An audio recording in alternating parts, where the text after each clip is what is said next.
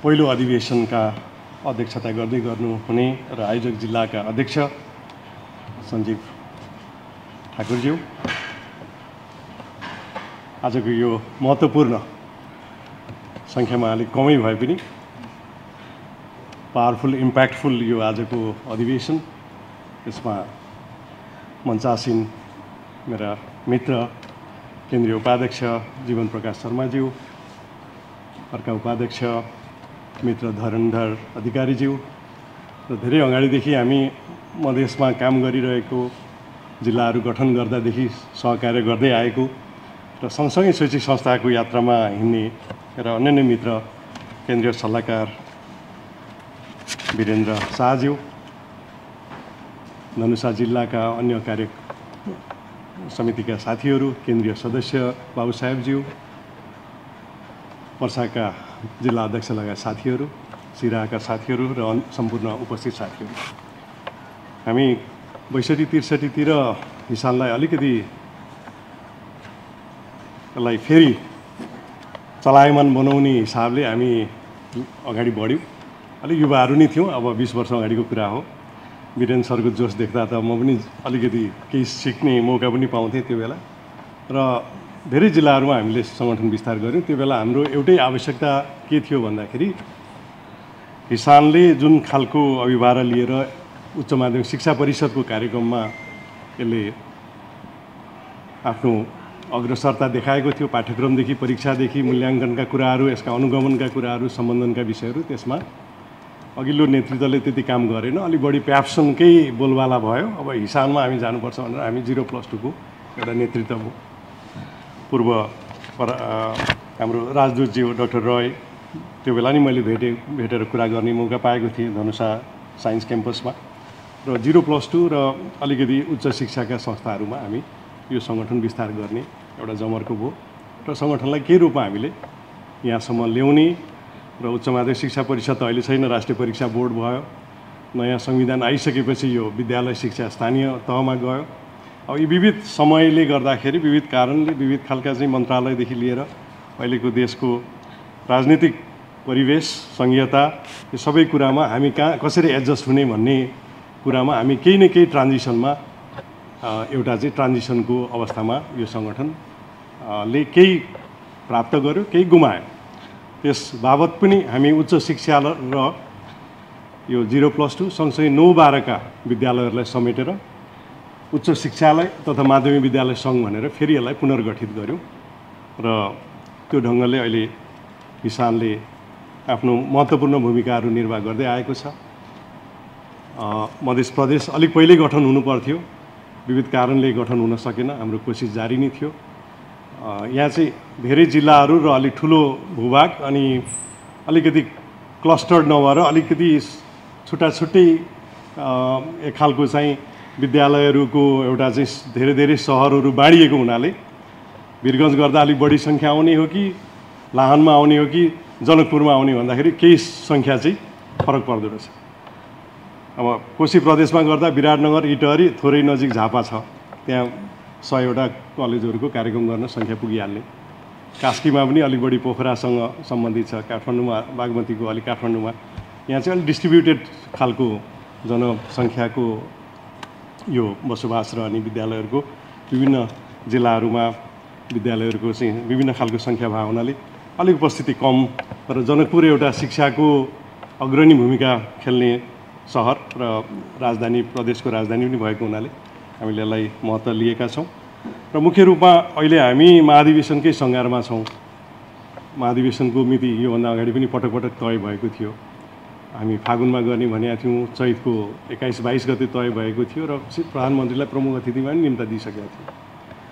अब त्यसपछि घटनाक्रमले शिक्षक आन्दोलन भयो, विविध अहिलेका परिप्रेक्ष्यहरूमा यो शिक्षा ऐन अहिले संसदमा प्रवेश भएको विषय पनि रह्यो। भर्खर अस्ति जेठ 2 गते शिक्षा उपसमितिले प्रतिवेदन पनि पेश गरेको छ शिक्षा समितिलाई, त्यसबाट त्यो छलफलको क्रममा छ, शिक्षा मन्त्रालयमै छलफलको क्रममा छ। ऐन आउनुपर्ने एउटा अवस्था तत्कालो छ, यो असार 15 गते नै ऐन चाहिँ संसदबाट ल्याउने भनेर शिक्षक महासङ्घसँग सम्झौता भएको विषय छ। त्यसले गर्दाखेरि हामी अलमलमा छौँ।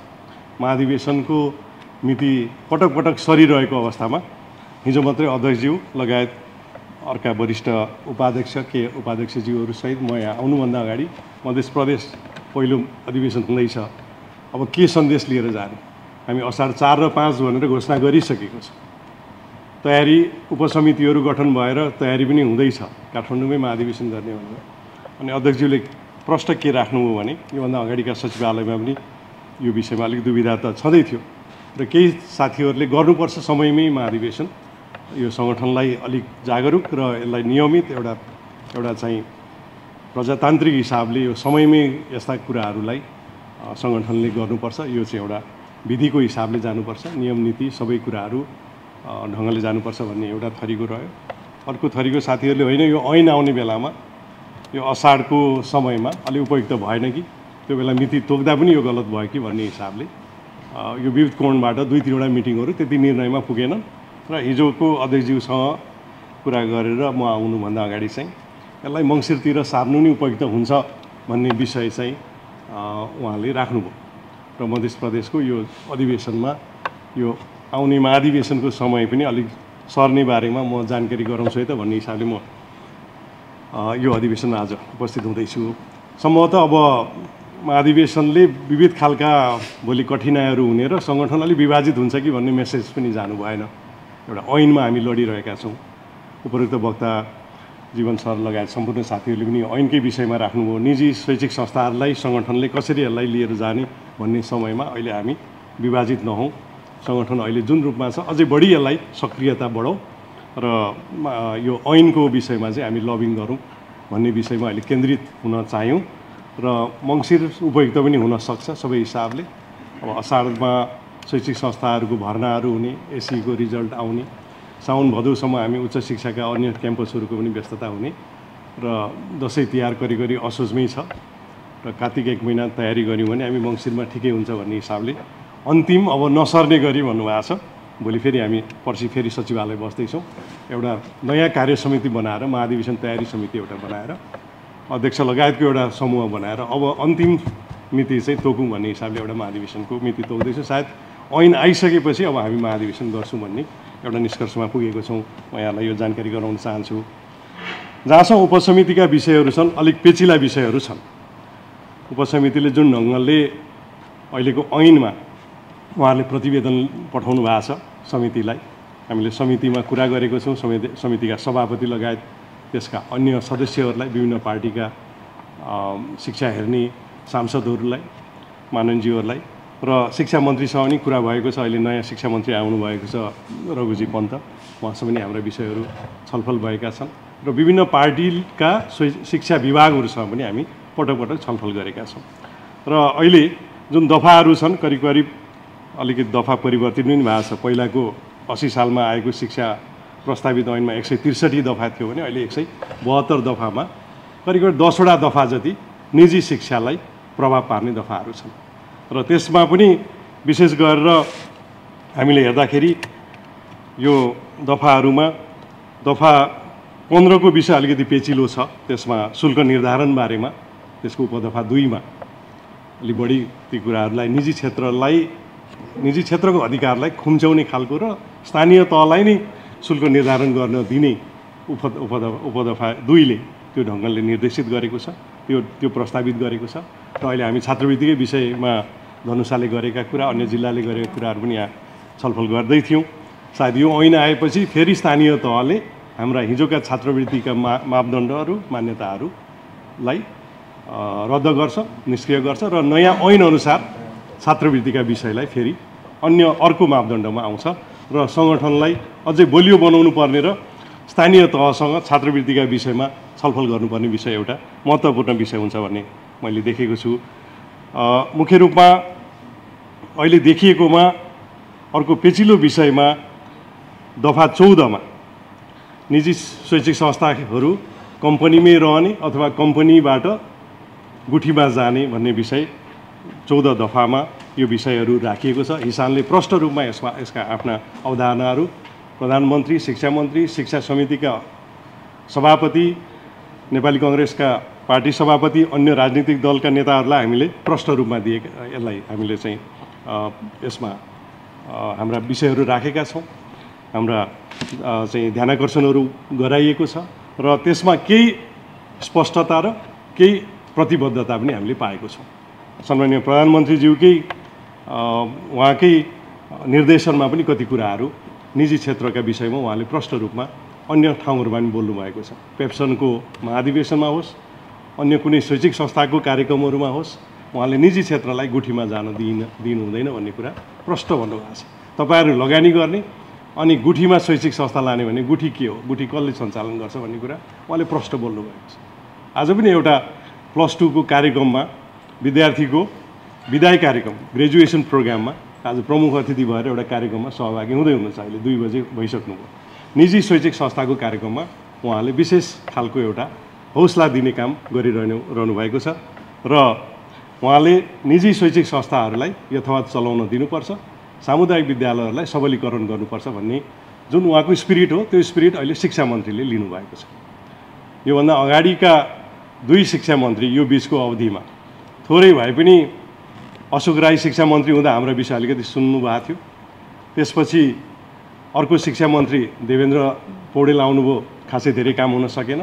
सुमना श्रेष्ठ आएपछि निजी क्षेत्रको बारेमा उहाँ गुठीमै रटानमा जानुभयो, किनभने उहाँको जुन पार्टी हो त्यो पार्टीले 20 वर्षपछि निजी शैक्षिक संस्थालाई गुठीमा लाने भन्ने कुरो उहाँहरूले पहिला संशोधनमा हालेकै राजनीतिक पार्टीको हिसाबले उहाँले बोल्नुभयो र त्यसपछि विद्या भट्टराई आउनुभयो। उहाँले पनि संविधानको धारालाई टेक्नुभयो। यो संविधानको धारा 21-31मा चाहिँ यो निःशुल्क शिक्षाको कुरा छ। यो निःशुल्कको शिक्षालाई कसरी मैले व्यवस्थापन गर्ने, यो निकै अप्ठ्यारो छ भनेर उहाँले सबै ठाउँमा त्यो प्रष्ट रूपमा यो चाहिँ निःशुल्क हुनुपर्छ भन्ने बोल्नुभयो। त्यसमा प्रधानमन्त्री लगायत पार्टीभित्रै पनि उहाँका विचारहरू बाजिए।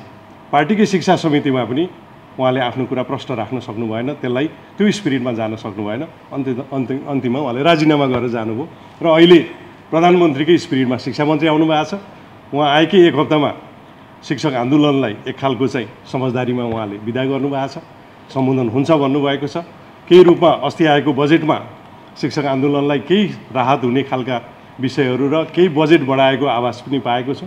जुन 8 अरब जति शिक्षा बजेट बढेको छ, 2 खरब 1 अरबबाट 2 खरब 9 अरब करिब बजेट अहिले आएको छ शिक्षाको। त्यसमा 8 अरब चाहिँ शिक्षक महासङ्घको दाबीलाई, केही रूपमा मागलाई उहाँले सम्बोधन गरेको आभास देखिएको छ र यो स्पिरिटमा मलाई लाग्छ सरकार अगाडि बढेको छ। शिक्षा ऐन आइनै हाल्यो भदौ असोजसम्म भने पनि गुठीमा जाने स्थिति हुँदैन भन्ने चाहिँ मलाई व्यक्तिगत रूपमा त्यो विश्वास मैले पाएको छु। उहाँहरूका बोलीबाट, नेपाली कांग्रेसका सभापतिबाट उहाँले प्रश्न भन्नुभएको छ, कुनै पनि हालतमा निजीमा जाने विद्यार्थीलाई रोक्नु हुँदैन, राज्यले चलाउने निःशुल्क दिने राज्यको जिम्मेवारी हो, कसैले पैसा तिर्छु भन्दा निजीमा जानलाई रोक्नु हुँदैन, यो गुठीको कुरा मान्य हुँदैन भन्नुभएको छ। र उहाँले के पनि भन्नुभएको छ भने एकचोटि शिक्षा विभागका र शिक्षा विभागमा भएका नेपाली कांग्रेसका माननीयज्यूलाई पनि बोलाएर भनिदिनु पर्यो भन्दाखेरि आवश्यक छैन भन्नुभयो। भन्नाले पार्टी सभापतिले जे बोल्नुभयो त्यसमा कुनै कुराहरूको अप्ठ्यारो छैन भन्नुभयो र त्यसपछि उहाँले समन्वय गरेर हाल प्रधानमन्त्री केपी शर्मा ओलीज्यूसँग नि कुरा गरेर एक खालको 2 पार्टी अहिले जुन महत्त्वपूर्ण अहिलेको राजनीतिक पृष्ठभूमिमा उहाँहरूको अहिले सरकार 2 दलीय सरकारको नेतृत्व उहाँहरूको छ, उहाँहरू 2 जना क्लियर हुनुहुन्छ। त्यसले गर्दा हामी कहीँ पनि यसमा दुविधा हुनुपर्ने स्थिति चाहिँ गुठीको विषयमा छैन। उहाँहरूको भनाइ अलिक तपाईँहरूको सामाजिक दायित्व बढ्नु पर्यो, छात्रवृत्तिका विषयमा तपाईँहरूले अझै लचक हुनु पर्यो, तपाईँहरूको यो व्यावसायिक भन्दा पनि एउटा सेवामूलक हुनु पर्यो भन्ने विषयलाई यो छात्रवृत्तिले उहाँहरूले सम्बोधन गर्न खोजिरहनु भएको छ।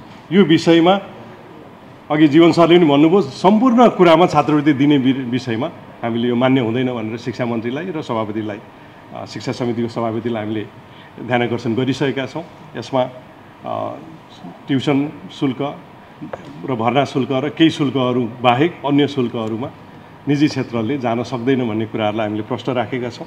अब स्थानीय तहले नै यो शुल्क निर्धारण गर्ने, छात्रवृत्ति निर्धारण गर्ने ऐन बन्यो भने हामी अलिक बढी स्थानीय सरकारसँग सक्रिय रूपमा काम गर्नुपर्छ भन्ने चाहिँ यहाँहरूलाई म जानकारी गराउँछु। त्यो विषय त्यसरी चाहिँ हामी प्रष्टता ल्याउन सक्छौँ भन्ने लागेको छ। अन्य धेरै दफाहरू छन् जुन हामीले अहिले तत्कालै साह्रै अप्ठ्यारो परिहाल्नुपर्ने विषयमा अहिले जुन खालको राष्ट्रिय परीक्षा बोर्ड छ, एसई बोर्ड छ र बिएलई जुन स्थानीय तहले कक्षा 8 को परीक्षा लिइरहेको छ, एसई को विषयमा बजेटबाट एसई चाहिँ प्रदेशले लिने भन्ने विषय पनि आएको छ र प्रदेशलाई बजेट विनियोजन गर्ने घोषणा पनि भएको छ। अब यसलाई हेर्दा संविधानको यो अनुसूची 8 मा प्रदेशलाई विद्यालय शिक्षाको अधिकार भनेर कहीँ पनि दिएको छैन, समन्वयकारी भूमिका मात्रै दिएको छ। संविधानको 8 अनुसूचीमा स्थानीय तहले कक्षा 1 देखि 12 सम्म सञ्चालन गर्ने अधिकार दिएको छ।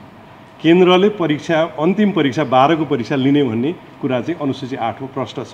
प्रदेशको अधिकार यसमा प्रष्ट छैन।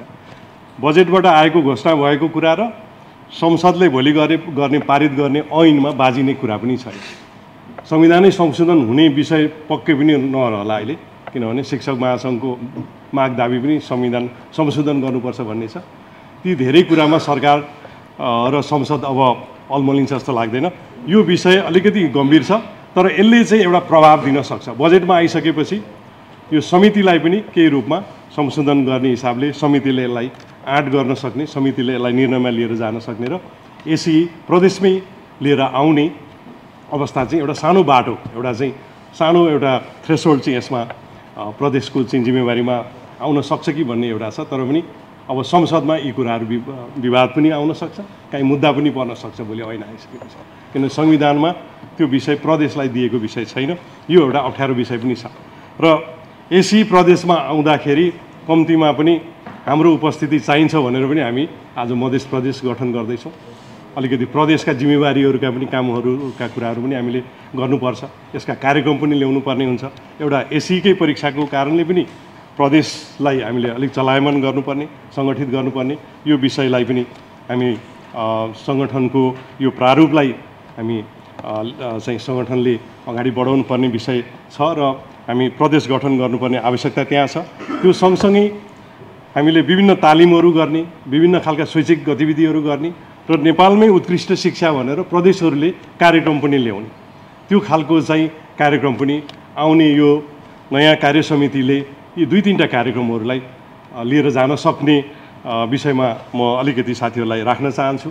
अब जिल्लाहरूले गरिरहेका कामहरूमा के कसरी गतिविधिहरू भइरहेका छन्, प्रदेशले समन्वय गर्ने, खेलकुदका कार्यक्रमहरू गर्ने र प्रदेशमा हामीले शैक्षिक मेलाहरू गरेर नेपालभरिका राम्रा शैक्षिक संस्थाहरू ल्याएर विद्यार्थीलाई यहीँ पढ्ने वातावरण छ, रोजगारीको अवसरहरू छ, यहाँको पाठ्यक्रम उत्कृष्ट छ, यहाँ पनि एआईदेखि लिएर चाहिँ मसिन लर्निङका विषयहरू, धेरै नयाँ विषयहरू पनि पढाइ हुन्छन् भन्ने कुरो चाहिँ विद्यार्थीहरूलाई चाहिँ काउन्सिलिङ गर्नुपर्ने जरुरी छ। यो विषयलाई पनि प्रदेशले आउने दिनमा कार्यक्रममा राख्नेछ भनेर मैले अपेक्षा लिएको छु र यिनी सबै विषयहरूलाई मैले धेरै समय लिइनँ। यसपछि नयाँ कार्य समितिलाई पनि घोषणा गर्ने हामी कार्यक्रम रहेको छ र मुख्य रूपमा हामीले निजी शैक्षिक संस्थाको विषयमा अहिले जुन ढङ्गले हामी साङ्गठनिक रूपमा एउटा सक्रियता र साङ्गठनिक प्रभावता जुन घट्दै गएको भन्ने गुनासो छ, साथीहरूले धेरै राख्नुभएको छ। यो सङ्गठनले एक खालको नयाँ नेतृत्व र नयाँ ढङ्गले चाहिँ नेतृत्व परिवर्तन हुँदै गएर एउटा सङ्गठनको एउटा थोरै एउटा चाहिँ नियमित रूपमा र एउटा त्यो एउटा एक खालको व्यवस्थित रूपमा सङ्गठन अगाडि बढ्दैन। महाधिवेशनहरू पटक पटक सर्दै जान्छन् र भएका महाधिवेशनहरूमा पनि सबैलाई समेट्ने खालको चाहिँ क्रियाकलाप विगतमा केही कमी कमजोरीहरू भएका छन्। ती कुराहरूले पनि हामी सङ्गठन अलिकति कमजोर भएको हामीले नै केन्द्रबाट महसुस गरेका छौँ र मधेस राजनीति पनि अहिले केन्द्रमा अलिकति कम प्रभाव भइरहेको बेला छ। यो हिसानमा पनि अलिक कम प्रभाव भएको देखिरहेको अवस्थामा अब आज उपरान्त हाम्रो यो सङ्गठन अझै बलियो हुन्छ भन्ने मैले आशा राख्दछु, विश्वास राख्दछु र केन्द्र र प्रदेश मिलेर र अन्य जिल्लाहरूसँग समन्वय गरेर हामी अझै सशक्त हाम्रा कार्यक्रमहरू लिएर जान सक्नेछौँ। यसलाई अझै हामी प्राज्ञिक शैक्षिक संस्थाको रूपमा, सङ्गठनको रूपमा लिएर जान सक्नेछौँ र हाम्रा उठेका विषयहरूलाई केन्द्र, प्रदेश, जिल्ला सबै मिलेर एक ठाउँमा उभिएर हामी लड्न सक्नेछौँ, हाम्रा विषयहरू उठाउन सक्नेछौँ भन्ने कुराहरू मैले यहाँहरूलाई प्रष्ट रूपमा राख्न चाहन्छु र आजको यस अधिवेशनलाई तयारी गर्नलाई जुन महत्त्वपूर्ण भूमिका खेल्नुभयो, विशेष गरेर म वीरेन्द्र शाह सरलाई धन्यवाद दिन चाहन्छु। धनुषा जिल्ला आयोजक जिल्लाका कार्य समितिका साथीहरूलाई धन्यवाद दिन चाहन्छु। मनिष सिंहजीले पनि विशेष पहल गर्नुभयो। पर्सा 12 मा उहाँ आफै स्वास्थ्यको कारणले आउन सक्नु भएन। उहाँलाई धन्यवाद दिन चाहन्छु। पर्साबाट आउनुभएका साथीहरूलाई पनि धन्यवाद दिन चाहन्छु। सिरा सप्तरीबाट धरेन्द्र लगायत प्रदीप सरहरू आउनुभएको छ। अझै यसलाई समेट्ने हिसाबले हामी यसपछि एउटा कार्यक्रम गरौँ। हुनसक्छ अब असाढमा अलिक सम्भव नहोला, श्रावणतिर हामीले एउटा चाहिँ स्टडी इन नेपाल भनेर एउटा मध्य प्रदेशले एउटा बृहत शैक्षिक गोष्ठी सञ्चालन गरौँ। 2 दिनको 1 दिन शैक्षिक मेला पनि गरौँ। वीरगञ्जमा एउटा मेला पनि भएको हालसालै साथीहरूले गर्नुभएको छ। त्यो कतिको प्रभावकारी भयो, प्रदेशले एउटा गर्न सक्यो भने एउटा विश्वास दिलाउनु जरुरी छ। अब अभिभावकलाई एउटा विश्वास दिलाउनु जरुरी छ। म 2 हप्ता अगाडि अस्ट्रेलियाको विभिन्न विश्वविद्यालयको भ्रमणमा गएको थिएँ र सिडनीमा मैले नेपाली सोसाइटीसँग पनि विद्यार्थीहरूको चाहिँ बारेमा अलिकति चासो दिएको थिएँ। त्यहाँ अहिले Sanjeev Sharma Sydney New South वेल्सको चाहिँ उहाँ कन्सुलर हुनुहुन्छ नेपाल सरकार तर्फबाट, र उहाँबाट जुन खालको मैले अप्ठ्यारो स्थिति, जुन खालको विद्यार्थीहरू त्यहाँ गएर पढ्न नसकेको, धेरै विद्यार्थीहरू डिप्रेसनमा गएको र विद्यार्थीहरूलाई कन्सल्टेन्सीले जस्तो पनि विद्यार्थीलाई भर्ना गराएर आश्वासन दिएर त्यहाँ लगेर ती विद्यार्थीहरूले पढ्न नसकेको, आर्थिक अवस्था भएको, आर्थिक कठिनाइ भएको, यी सबै कुरा उहाँले सुनाउनु भयो। र डरलाग्दो स्थिति त उहाँले के सुनाउनु भने सिडनीकै वरपर न्यू साउथ वेल्स चाहिँ जुन स्टेट छ त्यहाँ पढ्ने नेपाली विद्यार्थीहरूमा करिब हप्तामा 1 जना विद्यार्थीहरूको सुइसाइडल केस छ। हरेक हप्ता डिप्रेसनमा जाने विद्यार्थीहरूले शुल्क तिर्न नसक्ने, अभिभावकको अपेक्षा एउटा छ, त्यहाँ त्यो अपेक्षा अनुसार विद्यार्थीहरूले चाहिँ आफूलाई पढ्न सक्ने वातावरणमा विद्यार्थीहरूले आर्थिक रूपमा पनि उनीहरूले चाहिँ कठिनाइ भोगिरहेको, रोजगारीको, यी सबै गर्दाखेरि एउटा ठुलो क्राइसिस त्यो अन्य देशहरूमा पनि छ। कति कुरा आएका छन्, कति कुराहरू मिडियामा यहाँ आएको छैन। यो कुराहरू हामीले अझ व्यापक रूपमा लिएर जानुपर्छ जस्तो लाग्छ। काउन्सिलिङ गर्नुपर्ने जरुरी छ। कम्तीमा पनि ब्याचलर्स चाहिँ नेपालमै पढ्नुपर्छ भन्ने अभियान चाहिँ हामी सुरु गरौँ। किसानले केन्द्रीय तहबाट मेलाहरू पनि आयोजना गरिरहेकै थियो। उत्कृष्ट शिक्षा नेपालमै गत वर्षदेखि हाम्रो मेयरले जबरजस्त रूपमा यो शैक्षिक मेला रोक्नुभयो। उहाँको नियत के हो थाहा छैन, उहाँले जवाब पनि दिनु भएन। पछि सर्वोच्च पुनरावेदन उच्च अदालतबाट हामीले फेरि मेला सञ्चालन गर्न पायौँ। त्यसपछि मेला सञ्चालन भएको छैन। हाम्रो आवाजलाई त्यहाँ काटिएको छ, रोकिएको छ, कुण्ठित गरिएको छ र कन्सल्टेन्सीहरूको बढी बोलबाला भएको छ। कन्सल्टेन्सीहरूले गरेका कुराहरूमा शिक्षा मन्त्री जो आउनुहुन्छ आरामले रिन्यू गरिदिनु भएको छ। करिब 900 वटा शैक्षिक संस्थाहरू यो कन्सल्टेन्सीहरूलाई अघिल्लो शिक्षा मन्त्रीले रिन्यू गरिदिनु भयो। हाम्रा शैक्षिक संस्थाहरू रिन्यू हुँदैनन्। हामीले विषयहरू नयाँ थप कार्यक्रम पाउँदैनौँ। कोटाहरूले गर्दा हामीलाई सबै कलेजहरूलाई थोरै सीमित घेरामा राखिएको छ। नयाँ कलेजहरू जथाभावी ढङ्गले आएका छन्, जुन ढङ्गले अहिले करिब जानकी जनक महर्षि विश्वविद्यालयले करिब 50 वटा कलेजलाई सम्बन्धन दिएको छ। हाम्रो कोही साथीहरूले पनि लिनुभयो होला। तर यसले के भइरहेछ भन्दाखेरि भइरहेका कलेजहरूलाई पनि हामीले बचाउन सकिरहेका छैनौँ। सुदूरपश्चिम विश्वविद्यालयले 100 भन्दा बढी कलेजहरू दिएको छ। यिनै बर्दिवासमै पनि कलेजहरू छन् र केही कलेजहरू यहाँ पनि छन्। यसरी चाहिँ नयाँ कलेजहरू कुनै मापदण्ड बेगर विश्वविद्यालयले एफिलिएसन बाँड्दै हिँड्ने र भएका कलेजहरूलाई सम्वर्धन नगर्ने, भएका कलेजहरूको अवस्थालाई सुधार गर्ने खालको र त्यसलाई अझ बलियो बनाउने खालका चाहिँ नभइकन यस ढङ्गले पनि शैक्षिक संस्थाहरू अप्ठ्यारोमा परिरहेका छन् र नयाँ कलेजहरू आउनुपर्छ। तर कुन ठाउँमा आउनुपर्छ, कस्तो कार्यक्रममा आउनुपर्छ, कुन ढङ्गको विषय सञ्चालन गर्नुपर्छ, यी विषयको अध्ययन भएको छैन। एउटै खालको कार्यक्रमहरू आएको छ। बिबिए हो भने बिबिए मात्रै आएको छ, आइटी भन्यो भने आइटी मात्रै आएको छ। यसरी चाहिँ चलिरहेको प्रोग्राम पनि खुम्चिँदै जाने, ती शैक्षिक संस्थाहरू कमजोर हुँदै जाने र विद्यार्थीलाई रिसोर्स दिन नसक्दा विद्यार्थीहरू पनि पलायन हुने। यसले गर्दा हाम्रै आन्तरिक प्रतिस्पर्धाले पनि हामी कमजोर हुँदै गएको यो अवस्था छ। विदेश जाने मोह बढ्दै गएको छ। यी सबै विषयहरूलाई हाम्रो सङ्गठनले अबको दिनमा अझै कडाइका साथ अरू यी विषयहरू पनि उठाउनुपर्छ। कसरी यहीँका कलेजहरूलाई राम्रो बनाउने, यहीँका शैक्षिक संस्थाहरूलाई सस्तो ब्याजमा ऋण प्रवाह गरेर जसरी हाइड्रो पावरलाई दिइन्छ, ठुल्ठुला होटेलहरूलाई दिइन्छ, अन्य क्षेत्रलाई जसरी लोन दिएको छ, प्रोजेक्ट फाइनेन्सिङ गरिएको छ, अब यहाँका कलेजहरूलाई पनि 2-4 करोड 10-20 करोड होइन 2-4 अरब लगानी गर्नुपर्छ। अनि मात्रै तपाईँको संस्था राम्रो छ। कम ब्याजमा ठुलो लगानी गर्नुभयो भने अनि विद्यार्थी तपाईँले आकर्षण गर्न सक्नुहुन्छ। पूर्वाधारले तपाईँले विद्यार्थीहरूलाई चाहिँ यहीँ पढ्ने वातावरण, यहीँ रोक्ने वातावरण बन्न सक्छ। हाम्रा पूर्वाधारहरू पनि पुगेका छैनन्। 21औं शताब्दीको शिक्षालाई अझै हामीले चाहिँ नजिकबाट निहाल्नु जरुरी छ। पाठ्यक्रमदेखि पढाउने विधिलाई पनि हामीले सुधार गर्नुपर्ने विषयहरू छन्। विद्यार्थीलाई हामीले खुम्च्याएर एकदमै खाँदेर खुँदेर एकदमै तिनीहरूलाई चाहिँ अब भेडा बाख्रा जस्तो गरेर राख्यौँ भने पनि अब विद्यार्थी अडिनेवाला छैन। 12सम्म त अडिएलान्, त्यसपछि यी विकृतिहरूबाट उनीहरू भाग्न खोज्छ। त्यसले गर्दा हामीले त्यहाँ पनि शैक्षिक हाम्रो कार्यक्रमलाई पनि सुधार गर्नुपर्छ। आज बिहान स्टिम एजुकेसनको एउटा कार्यक्रम पनि अहिले सञ्चालन भइरहेको छ। करिब 40 जना गणित र विज्ञानका शिक्षकहरू सहित मिथिला यात्री होटेलमा। यसमा धनुषा जिल्लाले समन्वय गरेको छ र यसको सम्पूर्ण आर्थिक व्यवहार पनि धनुषा जिल्लाले नै आयोजक भएर त्यसमा सहयोग गरेको छ। होस्टे हैँसे लगायत रोटरी क्लब र अमेरिकन टिआई र एनड्यू युनिभर्सिटीको र हिसानको सहकार्यमा आज एक दिने कार्यगोष्ठी सुरुवात भएको छ। आज जिल्लाको पनि कार्यक्रम भएको छ बिहान र अहिले प्रदेशको गर्दैछौँ। यसले अलिकति उत्साह पनि थप्न सक्छ। यस्तै विषयलाई पनि हामी लिएर जानुपर्छ। अबको पठन पाठनलाई अलिक नयाँ ढङ्गले हामीले सोच्नुपर्छ। नयाँ परिस्थिति आएको छ। एआईदेखि अहिले डिजिटल लर्निङमा जुन ढङ्गको चाहिँ विस्तार भइरहेको छ, यी सबै कुराहरूलाई अब हाम्रो शैक्षिक संस्थाहरूले सोच्नै जरुरी छ। यी कुराहरूलाई लगिनौँ भने, अहिलेको जेनेरेसनलाई हामीले बुझिनौँ भने विद्यार्थीहरूको असन्तुष्टि बढ्दै जान्छ। मिडल स्कुल हुँदै हाई स्कुलमा त्यो असन्तुष्टि चरम अवस्थामा पुगेपछि उच्च शिक्षामा विद्यार्थीहरूलाई यहाँ बस्ने रुचि नहुन सक्छ। त्यो विद्यार्थीहरू विदेशतिरकै अझ राम्रा युनिभर्सिटीकै चाहनामा जान सक्छन्। त्यो कुरालाई पनि हामीले हृदयङ्गम गर्नुपर्छ। यी नेपालमै पढाउनुपर्छ मात्रै भनेर भएन, क्वालिटी पनि हामीले दिनुपर्छ। त्यो क्वालिटी दिनलाई अब अलिक नयाँ ढङ्गले सोचौँ। विद्यार्थी र शिक्षकमा ठुलो ग्याप, त्यो खाडल बढ्दै गएको छ।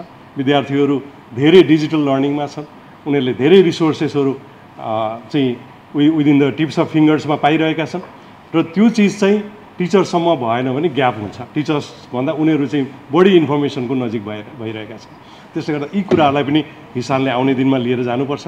अनि मात्रै हामीले उत्कृष्ट शिक्षा भन्न सक्छौँ। विद्यार्थीलाई यिनै राखेर सिप दिन सक्छौँ र सिप दिएर मात्रै विद्यार्थीहरू रोजगारीमा जान सक्छन् र टिक्न सक्छन्।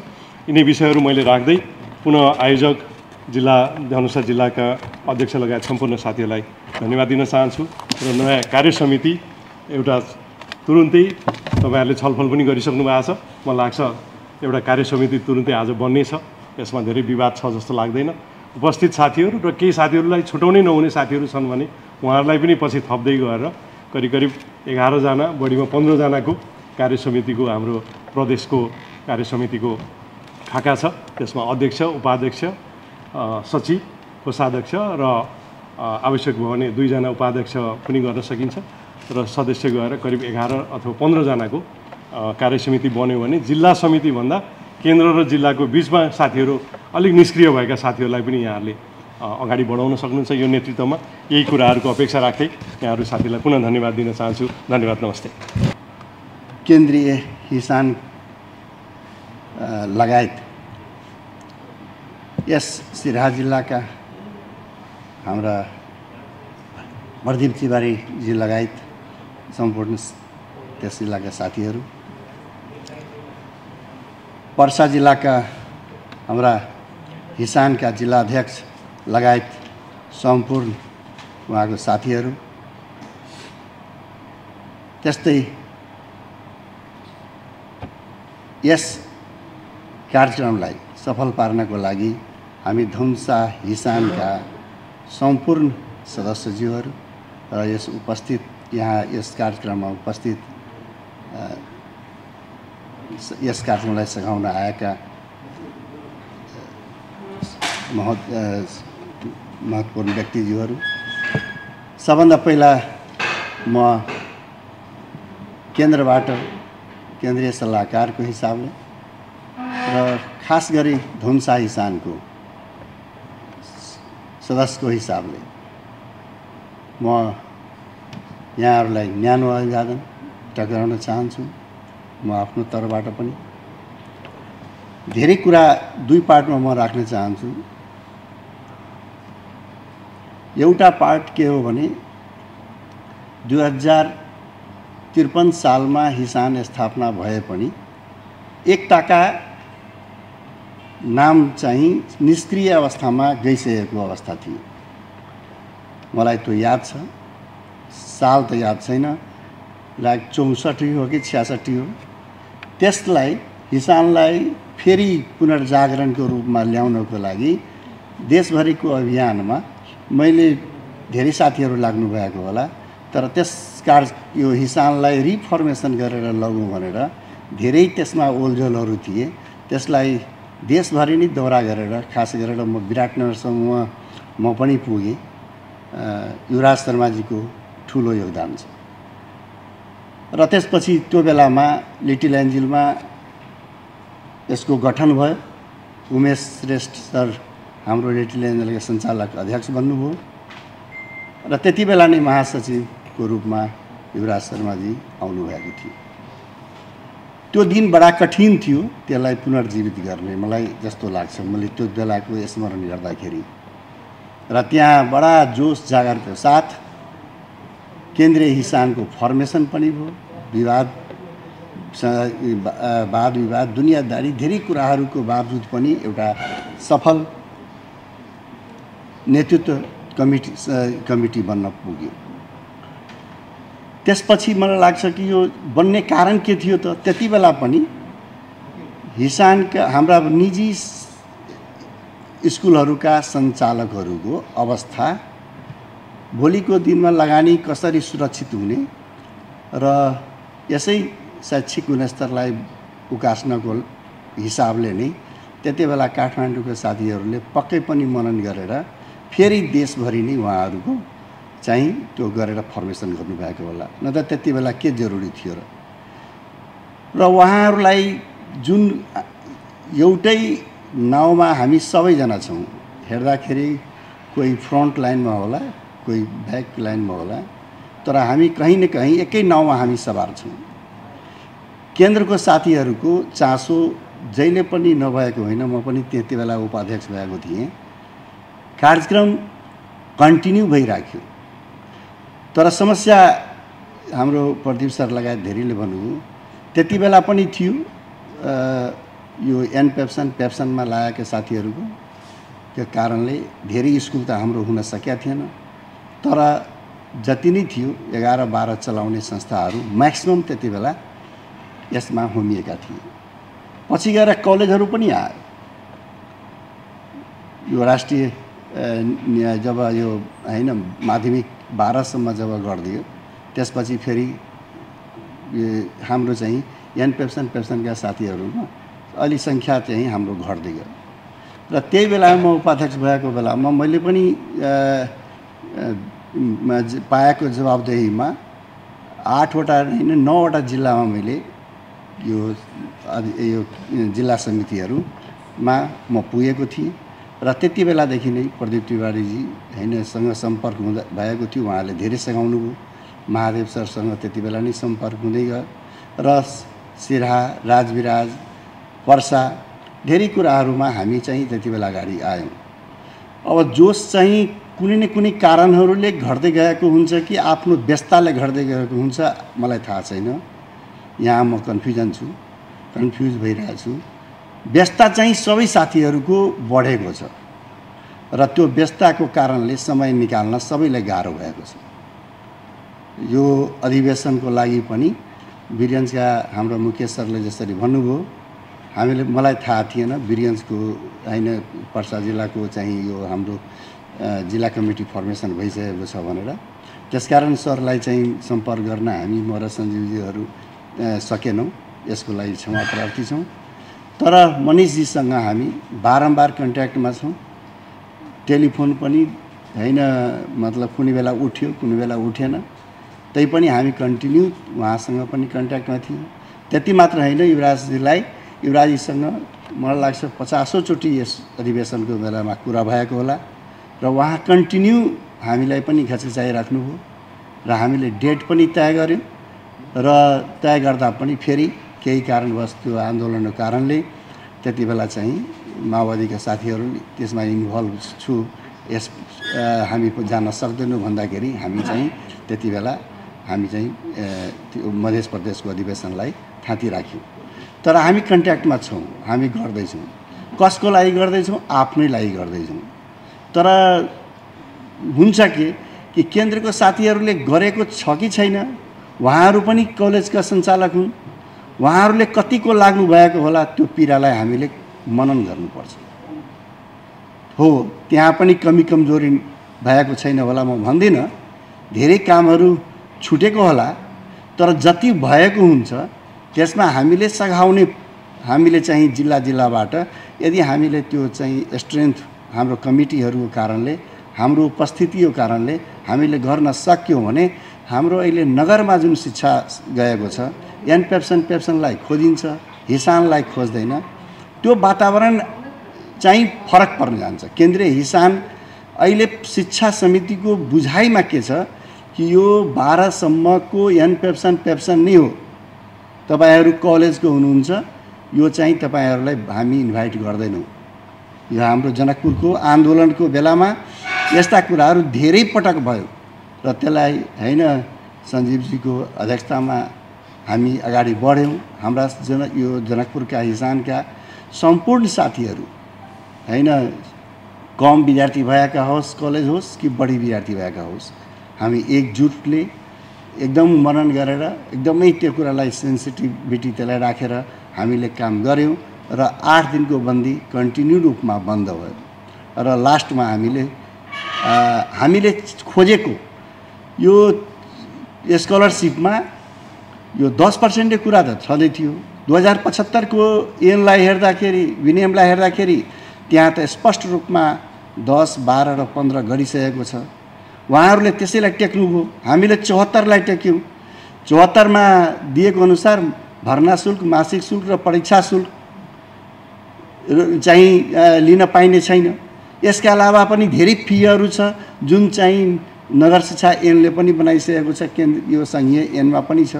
धेरै फीको किसिम के हुन सक्छ भनेर, र ती फीहरू हामीले उठाउन सक्नुपर्छ भनेर त्यही बिचमा यहाँ राजनीति नेभी सङ्घ लगायतका हैन राजनीति यो भातृ सङ्गठनहरूको कार्यक्रम चल्यो र त्यसलाई हामीले हाम्रो हिसानभित्रका सबै विचारधाराका हामी सञ्चालकहरू एकजुट लागेर त्यसलाई हामीले अगाडि बढायौँ र हामीले कन्भिन्स गर्न सक्यौँ।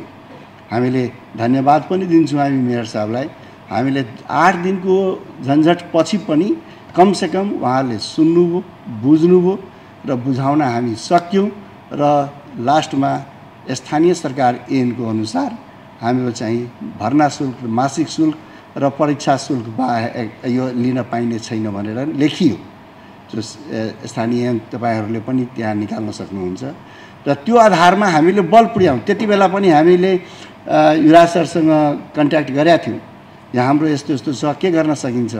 उहाँले भन्नुभयो बालनको कारणले हामी चाहिँ धेरै मजबुर छौँ, हामी यसलाई उठाउने अवस्थामा छैनौँ, त्यही पनि हामी विचार गर्छौँ। केन्द्र पनि 2075 को विनियमले मजबुर भइसकेको अवस्थाहरू रहेको छ। त म के भन्न चाहन्छु, जुनसुकै यस्ता समस्याहरू आइरहन्छ, हामी प्रत्येक जिल्लामा कोसिस गरौँ, 2 जना होस् कि 4 जना होस्, जति हामी सञ्चालकहरू छौँ, आफ्नै संस्था बचाउनको लागि पनि केन्द्रको हिसानलाई मजबुत पार्न सकियो भने केन्द्रीय हिसानले आफ्नो कुरा विभिन्न सेक्टरमा राख्न सक्छ र त्यो राख्दाखेरि त्यसको महत्त्व हुन्छ देशभरि नै। जसरी नगरपालिकाले हामीलाई चिन्दैन, त चिन्न बाध्य तुल्याउनु पर्छ, त्यसमा चाहिँ सबैको सहयोग हुनुपर्छ हैन। अहिले काटिने पत्रहरूमा हिसानको पनि पत्र हैन सञ्जीव सर, हिसानको पत्र धनुषामा आउन सुरु भइसकेको छ। उहाँहरूको बुझाउन हामी सक्यौँ। त्यस्तै सबै साथीहरूले अलिकति जनकपुरको रेफरेन्समा दिएर, कहीँ अरू ठाउँको रेफरेन्स दिएर हामी लग्न सक्छौँ। रह्यो कुरा अब हाम्रो यो समस्याहरू कहाँ छ, केन्द्रीय हिसानले पनि हेर्नुपर्ने कुराहरू कहाँ छ। सब्जेक्ट टिचरहरू पाइरहेको छैन। अब यो भोलिको दिनमा उच्च शिक्षा हासिल गर्ने विद्यार्थीहरू यदि विभिन्न सेक्टर विषयहरूमा छैन भने राज्यले गर्ने नीति, राज्यले गर्न चाहिँ बाध्य तुल्याउनु पर्छ। केन्द्रीय हिसानका हाम्रा पदाधिकारीहरूले भोलि धेरै यस्तो विषयहरू छ जहाँ टिचर पाउँदैन। अहिले बोटनी पढाउने टिचरहरू माइक्रोबायोलोजी पायो, माइक्रोबायोलोजीको टिचर दुनियाँदारी हैन अहिले चाहिँ भइरहेको छ। स्ट्याटको टिचरको अभाव भइसकेको छ, फिजिक्स केमिस्ट्रीको पनि अभाव हुने बेला आइसक्यो। कहीँ म्याथको टिचर पाउँदैन। यो जुन विषयहरू कुन कुन विषयको विद्यार्थीहरू पढ्नमा इन्ट्रेस्ट कम राखेका छन् ती विषयहरूलाई कसरी सरकारले स्टाइपेन्ड दिएर हुन्छ कि के दिएर हुन्छ त्यो विषयहरू पढ्न लगाउनुपर्छ, इन्ट्रेस्ट क्रिएट गर्नुपर्छ। यसमा सरकारको ध्यान छैन, यो ठुलो समस्या पनि हो। सायद सरकारले पनि यहाँ अहिलेको अवस्थामा कुनै न कुनै कारणले यो सरकार चाहिँ यो जुनसुकै सरकार भने पनि जुनसुकै पार्टीको सरकार भने पनि शिक्षाप्रति उदासीन भएकै हो र यसलाई चाहिँ बर्बाद गर्न खोजेकै छ। चाहे त्यो निजी शिक्षा होस् चाहे त्यो सामुदायिक शिक्षा। सामुदायिक स्कुलमा त्यहाँ 75 को ऐनले भनेको छ त्यसमा चाहिँ निःशुल्क हुनेछ भनेर सामुदायिक स्कुलमा, तर 15,000 20,000 25,000 एउटा सामुदायिक स्कुलले 2.5 करोड 3 करोडसम्म कलेक्सन गर्छ। त्यो पैसाको कुनै हिसाब हुँदैन। हामीले लिएको पैसाको हिसाब चाहिँ दुनियाँको झन्झटहरू आइरहेको छ।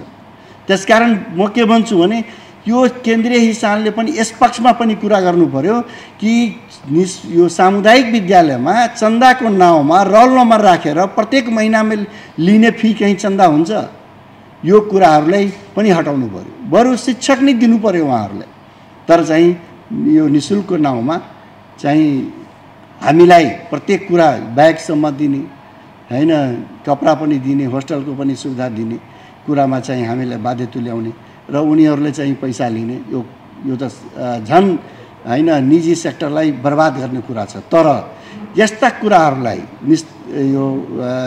यस्ता कुराहरूको एड्रेस निश्चित रूपमा पेप्सनको पनि होला, तर केन्द्रीय हिसाबको ठुलो भूमिका छ प्रधानमन्त्रीज्यूलाई कन्भिन्स गराउनमा।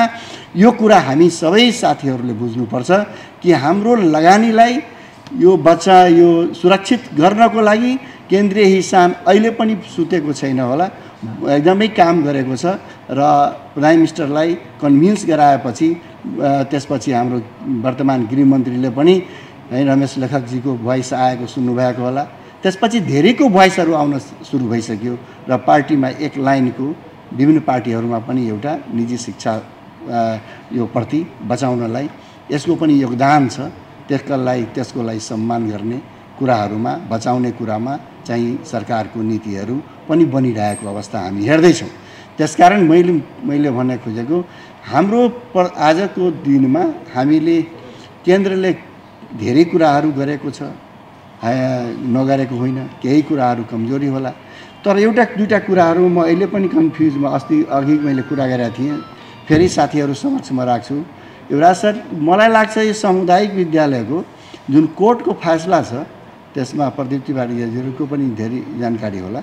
फैसला भएको कुरा लागू चाहिँ अहिले चाहिँ लागू हुनेवाला देखिँदैन। त्यो कसले लागू गर्ने हो? पेप्सन हिसाबले नै लागू गर्ने हो। त्यसबाट पनि असर पर्न गएको छ यो विद्यालयहरूमा। अहिले सामुदायिक विद्यालयमा पढ्ने होर भनेको त्यहाँ जाने भनेको एउटा मूल कारण त्यो स्कलरसिपको पनि 6 देखि 12 को हल्ला यो फिजाउने काम चाहिँ सामुदायिक स्कुलबाट पनि नभएको होइन। त्यो प्राइभेट स्कुल जस्तै उहाँहरू पनि कम्पिटिसनमा आइसकेको हामी हेर्दैछौँ जनकपुरमा, अरू ठाउँमा पनि होला। तै सबै समस्याको समाधान के त भनेपछि हामी आज मध्य प्रदेशको अधिवेशन सर्वसम्मतिबाट गरेर र यो आउने दिनमा यो कार्यसमितिले यो बाँकी रहेको जिल्लाहरूमा जुनसुकै अवस्थामा पनि सानै भए पनि 5 सदस्य भए पनि यो चाहिँ हामीले यस कार्यसमिति बनाउनु जिम्मेवारी ठुलो जिम्मेवारी हुन जान्छ र यसमा अलिकति समय निकाल्न चाहिँ सबै साथीहरूको जुन साथीहरू पदाधिकारी हुनुहुन्न त्यो साथीहरूले पनि निकाल्नुपर्छ हैन। म त्यसै मलाई पनि खोज्नु हो भने म पनि ठाउँ-ठाउँमा पुग्ने जान्छु। अहिले पनि हामीले म र हैन सञ्जीव सर यो हामी सिरहा पनि गयौँ, राजविराजसँग पनि कन्टेन्ट गरायौँ। यो हामीले मौतरी त होइन सर्लाही पनि पुग्यौँ। भनेपछि हामी गर्दैछौँ। हामीहरूलाई पनि यो जनकपुरमा यो अधिवेशन भएकोमा हामी आफैलाई पनि यो एउटा चाहिँ पार्ट टुङ्गिएको जस्तो सबैको लागि चाहिँ यो धेरै राम्रो धेरै ठुलो उपस्थितिमा गर्न नसके पनि यो चाहिँ हाम्रो लागि उपलब्धि हो धनुषा हिसान मधेस का हिसानका सदस्यहरूले यसमा गौरव नै गर्नुपर्छ र भोलिको दिनमा यो हिसानले हामी जिल्लाको हिसानले आफ्नो भूमिका चाहिँ केन्द्रबाट पठन पाठनमा होस्, ट्रेनिङमा होस्, जे कुरामा हुन्छ, सम्पत्ति सुरक्षाको कोर्समा होस्, त्यो चाहिँ सबै कुराहरूमा हामीलाई चाहिँ सपोर्ट हामीले पनि गर्दै जानुपर्छ, हामीले पनि लिँदै जानुपर्छ। यो भन्दै म केन्द्रबाट आउनुभएका सम्पूर्ण हाम्रो युवराजजी र जीवन प्रकाशजी लगायत विभिन्न जिल्लाबाट आउनुभएका सम्पूर्ण साथीहरूमा यस हिसानबाट भएको कमी कमजोरीलाई नकेलाइदिँदा र अगाडि दिनमा यसलाई बढाउनको लागि निष्क्रियता आएकै हो, त्यो चाहिँ विभिन्न कारणहरूले आएको छ, त्यसलाई हामीले बचाउनुपर्छ जस्तो मलाई लाग्छ। हामी फेरि एकचोटि जोस जागरले यसलाई अगाडि बढाउँ, यति भन्दै यो मध्य प्रदेशको प्रथम अधिवेशन यो सफल होस्, नयाँ कार्य समितिको कार्यकाल पनि सफल रहोस् भन्ने शुभकामना दिँदै म आफ्नो 2 शब्द यहीँ राख्दै म बिदा हुन्छु। धन्यवाद। हिसानको प्रथम मध्य प्रदेश अधिवेशनमा प्रमुख अतिथिको रूपमा आइदिनुभएका हाम्रा केन्द्रीय हिसानका वरिष्ठ उपाध्यक्ष श्री युवराज शर्माज्यू, विशिष्ट अतिथि केन्द्रीय उपाध्यक्ष जीवन प्रसाद शर्माज्यू, अतिथि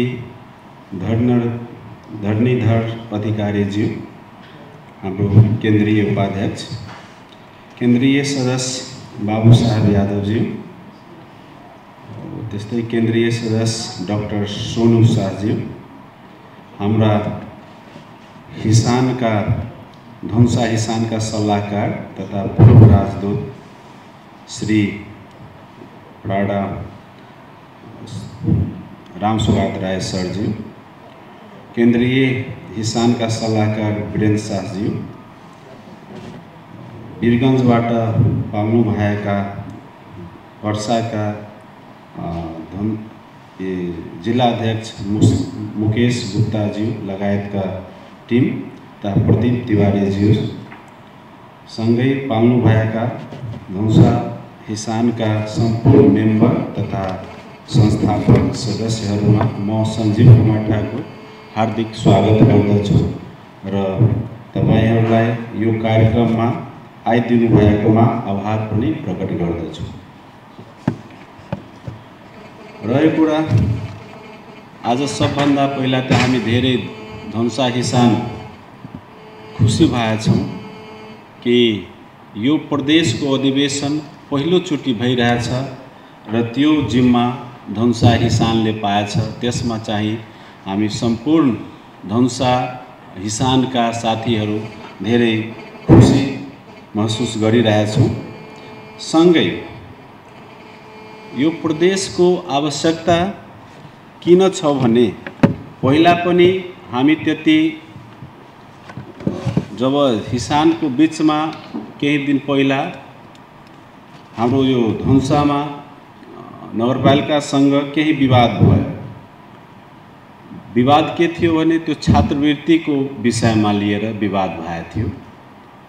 त्यतिखेर यदि हामीहरूलाई के फिल भयो भने यदि आज सङ्गठन नभएको भए हाम्रा विद्यालय हाम्रा साथीलाई धेरै अप्ठ्यारो परिरहेको अवस्था त्यतिखेर हामीले महसुस गरेका थियौँ।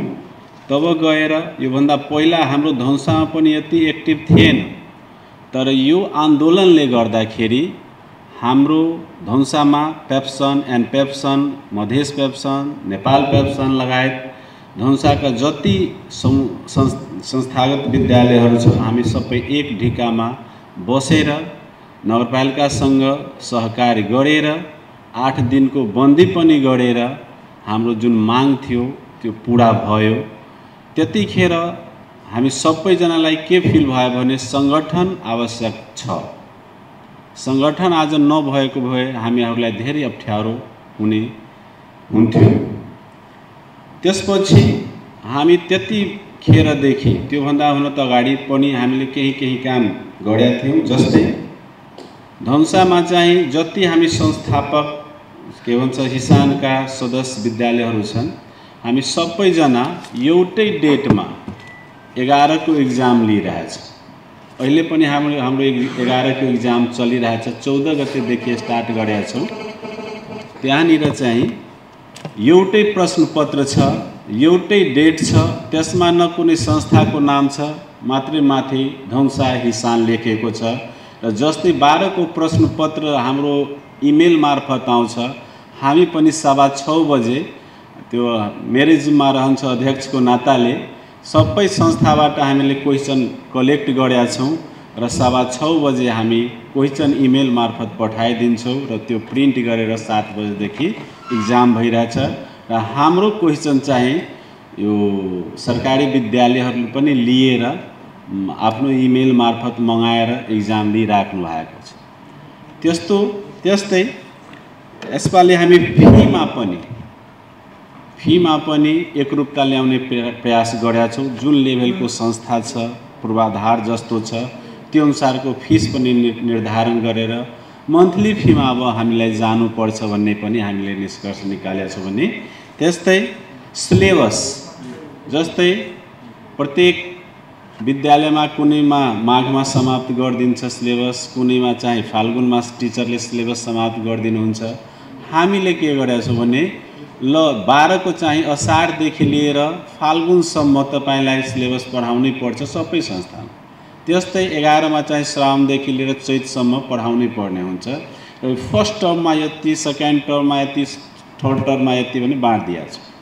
त यो सब उपलब्धि हाम्रो धनुषाको हिसानले यो बिचमा आफ्नो कार्य पुरा गरेका छ। त्यस्तै सरले भन्नुभयो कि बाहिरको युनिभर्सिटीहरूको कन्सल्टेन्सीहरूलाई हैन थुप्रै खुलिसकेका छ र नेपाल सरकारले स्वतः उसलाई सिफारिस गरिदिन्छ। तर धनुषामा चाहिँ सर हामी एउटा पनि कन्सल्टेन्सीलाई आफ्नो विद्यालयमा छिर्न दिएका छैन। जुनसुकै समूहबाट, जुनसुकै राजनीतिक परिवेशबाट उहाँ भए तापनि हामी कुनै विद्यालयमा कन्सल्टेन्सी, कुनै युनिभर्सिटी, बाहिरको युनिभर्सिटीको लाई हामीले आफ्नो विद्यालयमा छिर्न दिएका छैनौँ। सँगै हामीले यहाँको कोचिङ सेन्टरहरू लगायत माध्यमिक विद्यालय सञ्चालन गर्ने पेप्सन एन्ड पेप्सनका साथीहरूलाई पनि रिक्वेस्ट गरेर त्यस्तो युनिभर्सिटीहरूलाई प्राथमिकता नदिनु भन्ने रिक्वेस्ट गर्दाखेरि उहाँहरूले पनि छिर्न दिइराख्नु भएको छैन। त्यस्तै यो सब कुराले गर्दाखेरि जब हामी अगाडि बढ्यौँ तब बिस्तारै बिस्तारै मलाई लाग्छ म वीरेन्द्र सर 2-3 महिनादेखि यस्तो प्रत्येक हप्तामा मलाई लाग्छ 4 घण्टा 5 घण्टा हामी यो हिसानको लागि आफ्नो समय दिइरहेछौँ।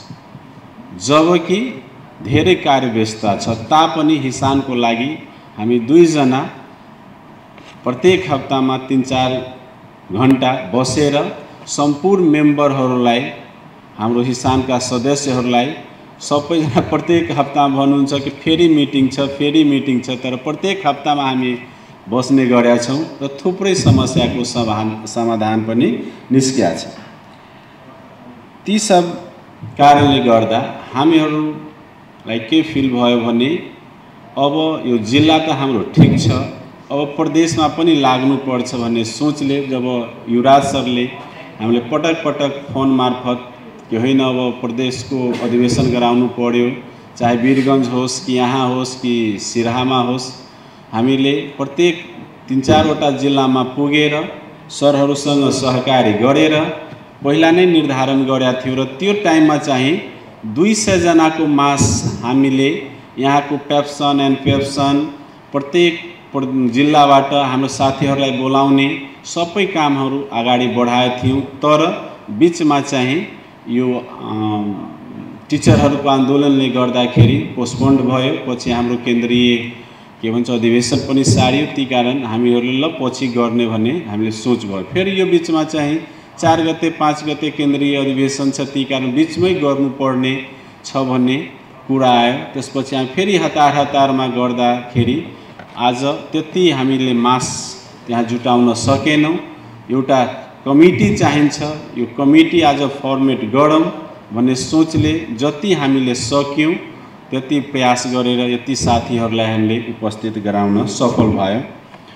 रहेको कुरा एउटा समिति बनेपछि हामीले जस्तै आफ्नो आफ्नो जिल्लामा राम्रो काम गरिराख्नु भएको छ, त्यस्तै एउटा प्रदेश स्तरीय पनि हामीलाई अब एकजुट भएर एक ढिक्का भएर अगाडि बढ्नु पर्छ भन्ने हाम्रो सोच रहेछ र त्यो काममा चाहिँ हामी निरन्तर एक अर्कासँग काँधमा काँध मिलाएर अगाडि बढ्छौँ भन्ने त्यो पनि प्रतिबद्धता जनाउँदछौँ।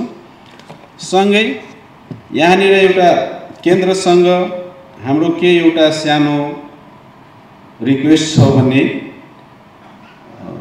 जतिखेर हाम्रो आन्दोलन भयो हामीले केन्द्रीय अध्यक्षसँग लगायतका टिमसँग त्यहाँनिर कम्तीमा समर्थन त जनाइदिनु एउटा, तर पेप्सनबाट समर्थन आयो, केन्द्रीय पेप्सनको सङ्गठनबाट समर्थन आयो, तर हाम्रो हिसानबाट एउटा त्यो समर्थन पत्र पनि हामीले पाएनौँ। त्यहाँनिर पनि अलिक दुःख लागेको थियो कि ठिक छ बालेन शाह त्यहाँ छ, हाम्रो सङ्गठन पनि छ नि, एउटा बालेन शाह काठमाडौँको मेयर हुनुहुन्छ, हाम्रो प्रत्येक जिल्लामा त्यस्तो हिसानको कमिटी छ र त्यो एउटा अर्कै बालेन शाह छ। यदि जस्तै अहिले सबै टिचरहरूको सङ्गठन र एक ठाउँमा पुगेर जब काठमाडौँमा के भन्छ आन्दोलन भयो त अलिक त माग सम्बोधन भयो नि, जब हाम्रो केन्द्रीय हिसानमाथि केही पर्छ भने हामी पनि डेरा डन्टा लिएर त्यहाँसम्म पुग्छौँ नि, होइन? त त्यो विश्वास हामीहरूलाई छ भने कम्तीमा परेको बेलामा ठिकै छ, एउटा विज्ञप्ति मार्फत पनि हामीको मनोबल बढाइदिनु भएको भए त्यतिखेर झन् हामीहरू अगाडि बढ्थ्यौँ। तर तापनि हामीहरू उहाँहरूको सल्लाह सुझावकै आधारमा अगाडि बढ्यौँ र लास्टमा चाहिँ जुन आन्दोलन हामी गरेका थियौँ त्यसको एउटा केही प्राप्ति पनि भयो। र जस्तै सरले हाम्रो वीरेन्द्र सरले पनि भन्नु हो, हामी पनि त्यसमा जोड्न चाहन्छौँ कि यो छात्रवृत्तिको विषयमा लिएर हामीलाई थुप्रै अप्ठ्यारो यहाँ भइरहेछ, हुन त देशभरि नै भइरहेछ, तापनि जनकपुरमा 2-4वटा सामुदायिक विद्यालयहरूले यस्तो आतंक फैलाइदिएछ कि यहाँको संस्थागत विद्यालयलाई धेरै अप्ठ्यारो परिरहेछ। ती कारणले जति छिटो हुन्छ हामीहरूलाई के गर्नुपर्छ, जिल्लाबाट प्रदेशबाट हामी सबैजना मिलेर कम्तीमा जुन MBBS वा BE तिरको के भन्छ सामुदायिक विद्यालयको विद्यार्थीलाई मात्रै छात्रवृत्तिमा त्यो दिन्छ, त्यस्तै हाम्रो संस्थागत विद्यालयले पनि पाओस् भन्ने जति छिटो हुन्छ हामीले एउटा कार्य समिति बनाएर के गर्नुपर्ने हुन्छ अगाडि बढ्दा झन् हाम्रो यो संस्थागत विद्यालयको त्यो झन् स्ट्रङ हुन्छ भन्ने हाम्रो विचार छ। त्यस्तै यो 10% निःशुल्क छात्रवृत्तिको जुन कुरा छ त्यसमा आवास, बस र प्रयोगात्मक जुन खर्चहरू छ त्यो लिनै पर्छ जस्तो हामीहरूलाई पनि फिल भएको छ। त्यस्तै त्यो कुरालाई कसरी एड्रेस हुन्छ त्यसको लागि कहाँनिर के पहल गर्नुपर्ने हुन्छ त्यो हाम्रो केन्द्रीय हिसानले यदि भूमिका खेलिदिनु भयो भन्ने मलाई लाग्छ त्यो पनि हामी प्राप्ति गर्न सक्छौँ। त्यस्तै प्राविधिक कार्यक्रमहरू हामी संस्थागत विद्यालयले किन पाइरहेको छैन? जब अन्य शिक्षा हामी राम्रो दिइरहेछौँ, त्यहाँको प्रोडक्ट राम्रो हामी दिइरहेछौँ भने प्राविधिकतिर के अप्ठ्यारो छ? हामीले किन प्राविधिक शिक्षाको सम्बन्धन पाइरहेको छैनौँ? त्यसको लागि पनि हाम्रो केन्द्रीय हिसान यदि पहल गरिदिनु हो भने त्यसबाट पनि केही विकल्प आउन सक्छ कि जस्तो मलाई आशा छ। त्यस्तै प्रदेशमा चाहिँ यदि हामी प्रदेशको समिति गठन भइहाल्यो भने हाम्रो सी पनि प्रदेशमा आउन लागेको छ, त्यहाँनिर पनि हाम्रो त्यहाँ उपस्थिति रहन्छ भन्ने सोचले हामीले जति छिटो हुन्छ, आज त हुन एउटा प्रदेशको कमिटी गठन हुन्छ नै र हामी त्यो प्रदेशको कमिटीले आफ्नो एक्टिभनेस देखाएर अगाडि बढ्नुपर्छ भन्ने हामीले विश्वास राखेका छौँ। त्यति सँगै आजको यो कार्यक्रममा आइदिनुभएका सम्पूर्ण हाम्रो जिल्लाका साथीहरूलाई पुनः म धन्यवाद दिँदै हामीहरूबाट यो कार्यक्रममा केही तिता मिठा त्रुटि भएछ भने त्यो माफ गरिदिनु होला, त्यसलाई त्यति माइन्ड नगर्नुहोला।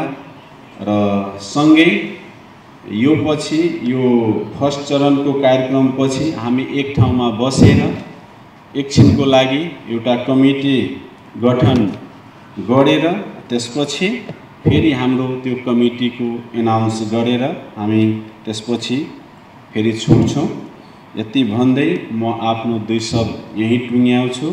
सँगै हाम्रो केन्द्रीय हिसानबाट अमूल्य समय निकालेर आइदिनुभएका सम्पूर्ण पदाधिकारी लगायत यहाँ आजको यो कार्यक्रमलाई सफलतापूर्वक गर्नमा धनुषा हिसानका सम्पूर्ण साथीहरूले जुन सहयोग गरिदिनु भएको छ उहाँहरूलाई पनि धन्यवाद दिँदै आजको कार्यक्रम यही समापन, अहिलेको प्रथम चरणको कार्यक्रम यही समापनको घोषणा गर्दै म आफ्नो 2 शब्द यही टुङ्ग्याउँछु। धन्यवाद।